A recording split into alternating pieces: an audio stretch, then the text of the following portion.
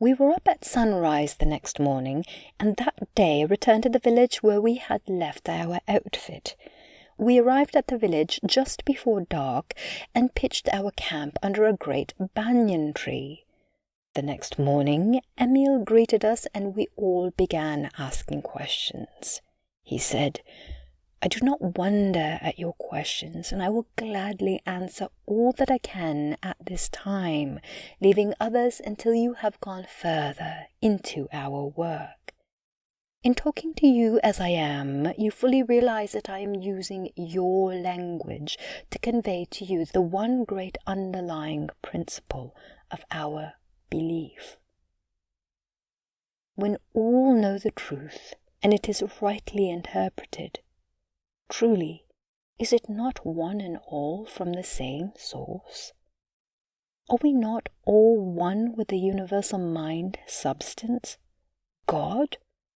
Are we not all one great family? Is not every child, every one born, no matter the caste or creed, a member of this great family? You ask if we believe death is avoidable. Let me answer in the words of the Siddha. The human body is built up from the individual cell, like the bodies of plants and animals, who we love to call younger and less evolved brothers. The individual cell is a minute microscopic unit of the body. By a process of growth and division repeated many times, this minute nucleus of a cell unit results at last in a complete human being, built up of almost countless millions of cells. These body cells specialize for certain different functions, but they retain, in the main, the characteristics of the individual cell whence they arose. The individual cell may be looked upon as the torch-bearer of animate life. It passes on from generation to generation the latent fires of God, the vitality of all living beings with an unbroken ancestry reaching back to the time when life first appeared on this planet. This individual cell has the property of unlimited youth. But what about group cells called the body? The group cells arose from the individual cell, repeated many times, retaining its individual characteristics, one of which is the latent fire of life, or eternal youth. The group cells, or body, function as guardian of the individual cell only during the short span of life as you know it now.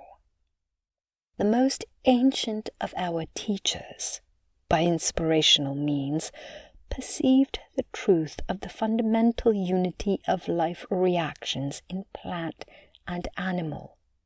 We can well imagine these teachers beneath the spreading banyan addressing their pupils as follows. Look at this giant tree. The vital process going on in our brother, this tree, and in ourselves is fundamentally the same. Behold the leaves and the buds at the tips of the oldest banyan.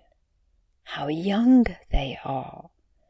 Young as the seed from which the giant sprang into life. The life reactions of plant and man being alike, man can certainly profit by the experience of the plant. As the leaves and buds at the tips of the branches of the oldest banyan are as young as the seed whence it sprang, even so the group cells in man forming his body need not gradually lose their vitality and die, but may grow young and evergreen as the ovum or individual cell itself.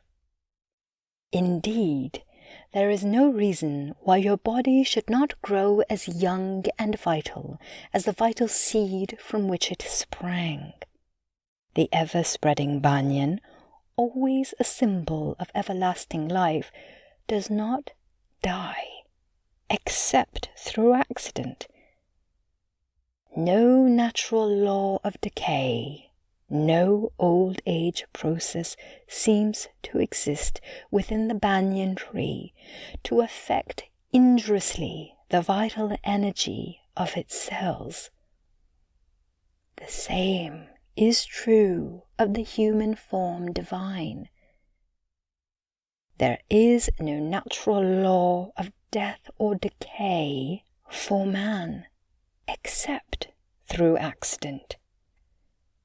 No inevitable old age process exists within his body or group cells, nothing that can gradually paralyze the individual. Death is, then, an avoidable accident. Disease is, above all, dis-ease, absence of ease or shanti, sweet joyous peace of the spirit reflected through the mind in the body. Senile decay, which is the common experience of man, is but an expression that covers his ignorance of cause, certain disease conditions of mind and body. Even accidents are preventable by appropriate mental attitude. Says the Siddha, the tone of the body may be so preserved that it may naturally resist with ease infectious and other disease, like plague and influenza. The Siddha may swallow germs and never develop disease at all. Remember that youth is God's seed of love planted in the human form divine. Indeed, youth is the divinity within man. Youth is the life spiritual, the life beautiful. It is only life that lives and loves, the one life eternal. Age is unspiritual, mortal, ugly, unreal. Fear thoughts, pain thoughts, and grief thoughts create the ugliness called old age. Joyous thoughts, love thoughts, and ideal thoughts create the beauty called youth. Age is but a shell within which lies the gem of reality, the jewel of youth.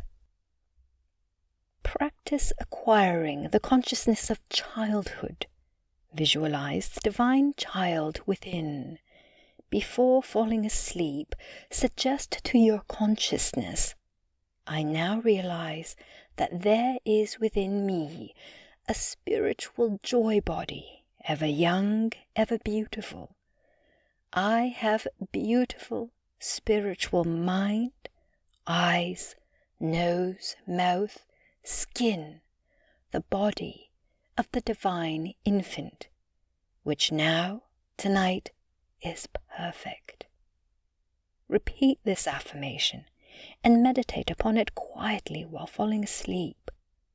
Upon rising in the morning, suggest to yourself aloud, well, dear, addressing yourself by name, there is a divine alchemist within.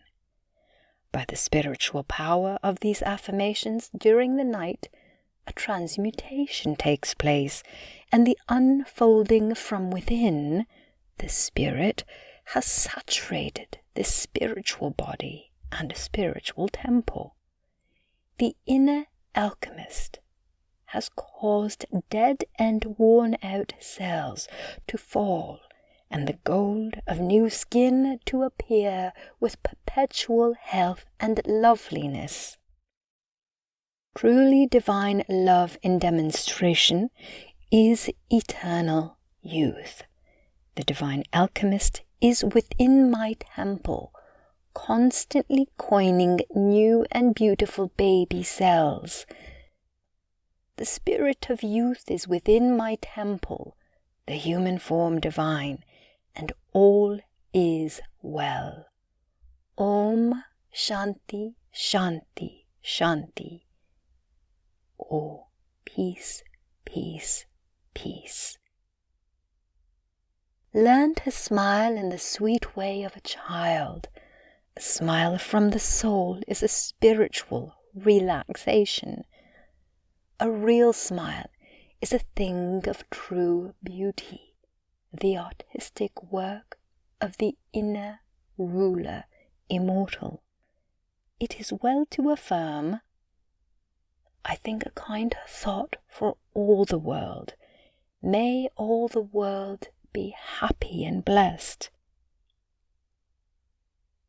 Affirm before taking up the work for the day, within me there is a perfect form, the form divine.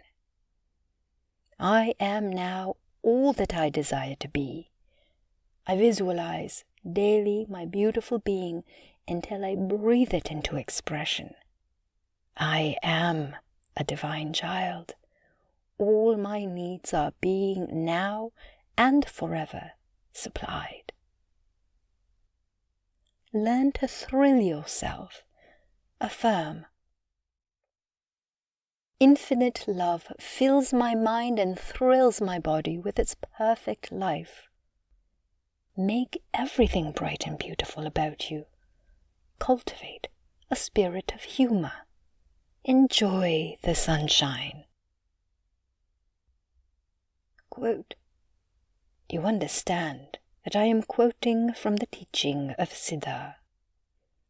They are the oldest teachers known, and their teaching antedates all history by thousands of years.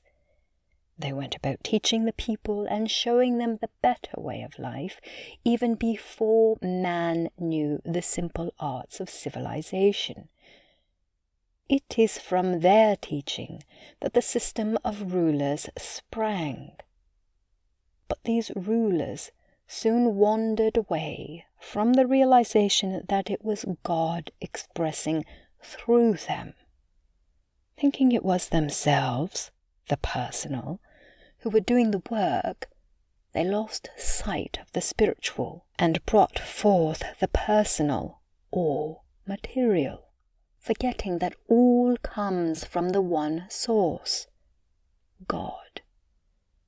These rulers' personal concepts gave rise to the great separations in belief and the wide diversity of thought. This is our concept of the Tower of Babel. The Siddha have preserved throughout the ages the true inspirational methods of God expressing through mankind and through all his creations, realizing that God is all and that it is God manifesting through all. They have never deviated from this teaching.